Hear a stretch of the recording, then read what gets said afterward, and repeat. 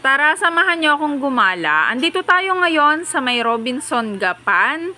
Bibili tayo ng bag ni Ate Yesha nung panganay ko. Birthday niya po kasi ngayon, kaya ang gusto lang niya ay bilan na lang daw siya ng bag. At nasira na kasi yung bag niya, guys. Grade 5 pa lang yung bag niya na yon. At talaga naman, napakaingat niya. Ayaw niya dating magpabili ng bag hanggat hindi pa sira yung bag niya at hanggat kaya pang gamitin, talagang ginagawa niya ng paraan. Ngayon, nasira na. Yung zipper niya talagang nagbubukas na at naglalaglagan na yung gamit niya. Kaya sabi niya, sige mami, ngayon bumili na tayong bag. Yun na lang yung pinakaregalo nyo sa akin. So, andito kami sa Robinson Gapan. Hanap muna tayo ngayon ng bag. At mukhang ayan na nga. Mukhang may nakikita na ate ko. At namimili na siya ng bag niya. Tingnan natin kung makakapili siya. Ayan, mukhang maganda at mukhang matibay ang bag niya. At guys, 10% discount pa. O diba naman? Sangka pa, napakamura ng ating bag. Wala pang 1,000, sigurado 3 taon na naman niyang aabutin yan. Ganun siya katipid, guys, at kaingat gumamit. Biruin mo, napakamura ng bag niya, wala pang 1,000. Tapos napapaabot niya ng 3 years. O diba? Yung pambibili niya ng bag, iniipon na lang niya, ibibigay namin sa kanya, then may sarili siyang bank account na para itabi niya yung sarili niyang pera. Syempre, kailangan bata ka pa lang, marunong ka nang humawak ng pera mo eh. Hindi pwede yung gastos dito, gastos dyan, luho dito, luho dyan. Ganun ko sila pinalaki. Hanggat kaya pang nung gamit nyo, hayaan nyo lang, sige gamitin nyo. Kasi sayang naman kung madami kang bag, tapos nakatambak lang, o diba? Kaya, ayan, tinuruan ko silang maging wais, bata pa lang. Kaya ngayon, may mga sarili silang ipon. Pag Pasko or may gusto silang bilhin, kaya nilang bilhin. Pero guys, alam nyo bang hindi ko sila binibili talaga ng gamit? Talaga namang kung ano yun nandyan, yun lang ang ginagamit nila hanggat hindi pa yan sira.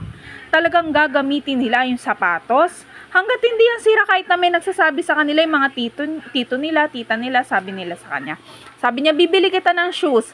Tapos sasagot nila, Tito, mayroon pa akong sapatos. Maganda pa po yung sapatos ko. Tapos lolokohin pa sila. Sabihin, sayang naman. Ganon. O diba? Napakaganda po niyan. Kaya guys, napakagandang matuto yung anak natin humawak ng pera nila. Ayan. After niya natin mamili, syempre gala-gala. Ayan, nakita nyo naman. Nakaikot natin yung buong mall.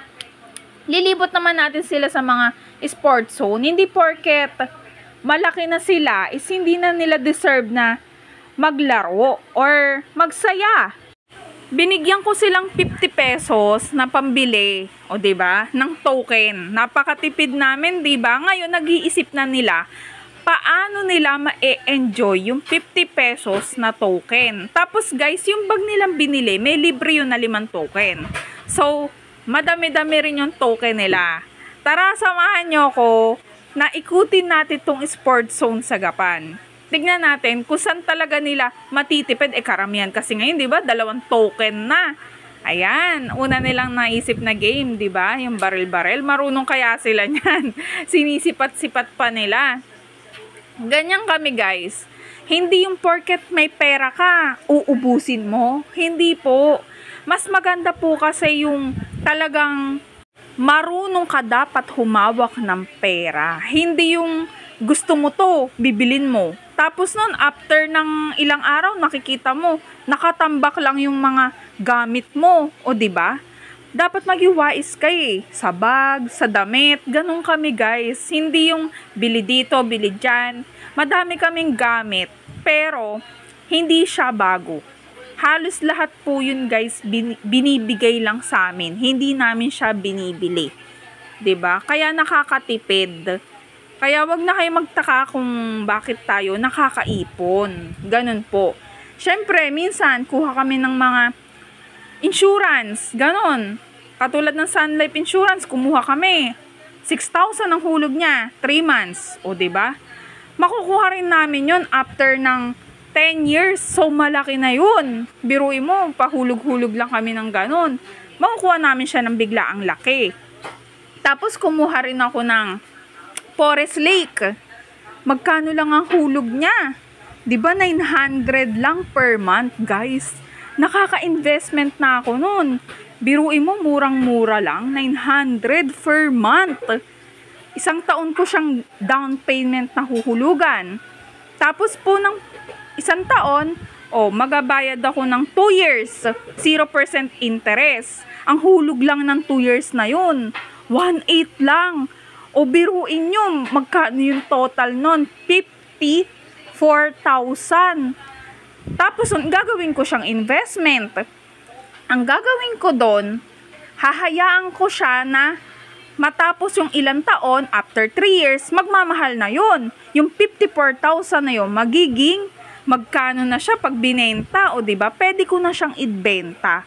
Napakaganda, guys, na mag-ipon talaga, mag-invest tayo. O, diba? Ang saya, nagsasaya na sila sa halagang 50 pesos. Hindi mo kailangan ubusin pera mo. Minsan, guys, kailangan nyo rin talagang mag-ipon. Kaya kung interesado kayo mag-ipon, kontakin nyo ako. At marami ko sa inyo ibabahagi kung paano tayo makakaipon at makakapag-invest. Napakaganda po talagang paraan yun para mabilis tayong makaipon. O, diba? Ayan, ganyan lang. 50 pesos, biruin nyo, nakapag-enjoy na sila.